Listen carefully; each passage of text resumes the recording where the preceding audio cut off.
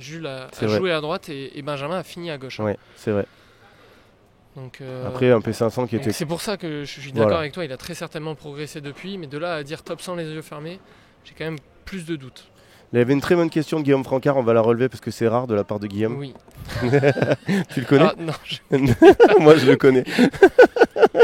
En plus t'as dit oui direct. Ah mais là c'est vraiment magnifique. Magnifique. Oui, il est incroyable, je suis désolé mon Guillaume. Non mais Guy il est vraiment très bon. Alors les gars, quand Jus est en haut et Philou en bas, pour vous, à qui est la faute? Car Jus reproche le choix de son partenaire, mais il est à la pêche sur le terrain. Lui, il trouve ça. Alors j'imagine que tu parles quand Jus était au filet et que Philou était derrière en défense. Oui, c'est ça.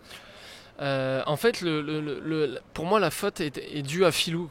Il voit que son partenaire est au filet, donc il y a des coups qu'il ne doit pas faire. Et ce coup-là qu'il a fait en parallèle sur la volée de coup droit de Johan fait que Julien ne sert plus à rien sur le terrain.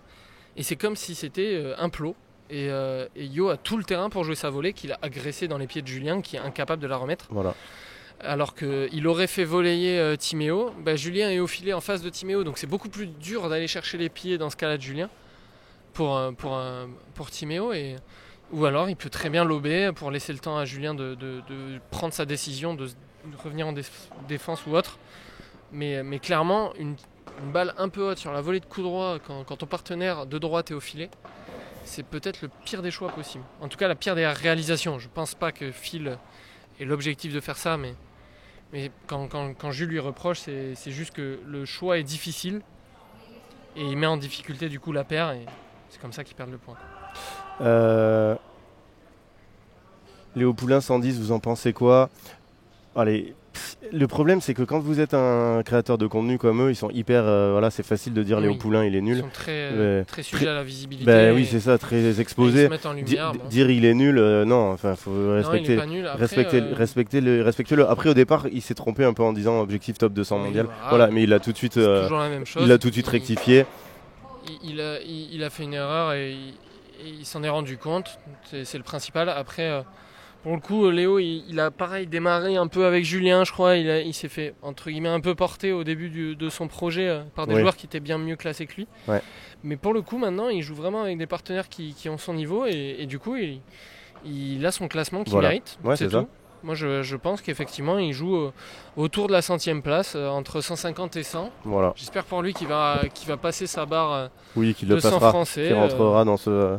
Il faut qu'il continue à s'entraîner et je crois qu'il a les championnats régionaux en ce moment. Ouais. Et j'ai vu d'ailleurs qu'apparemment Cyril Hanouna avait fait first aux championnats régionaux.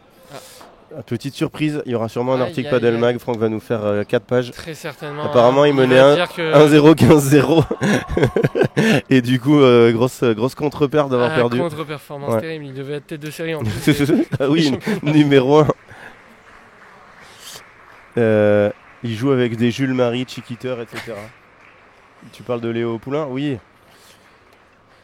Il a joué avec Jules Marie qui, pour le coup, sur le papier, est moins bien classé que lui.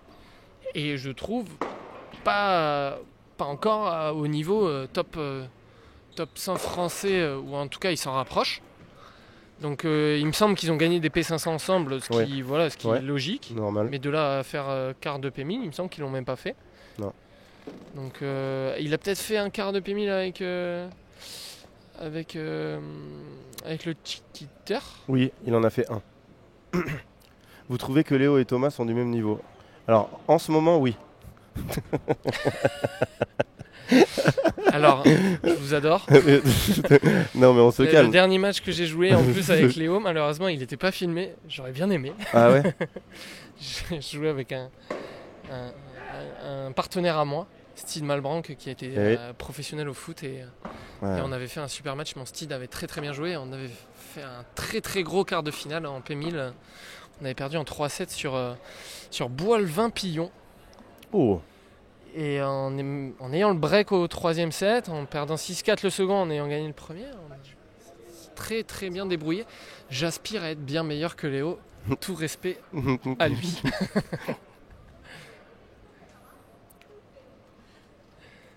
Est-ce que vous savez qu'on va avoir un match en plus? J'étais en train de me dire, à 16h45, je suis dans ma chambre, je me douche, je me fous sous la clim et je dors. Eh bien non,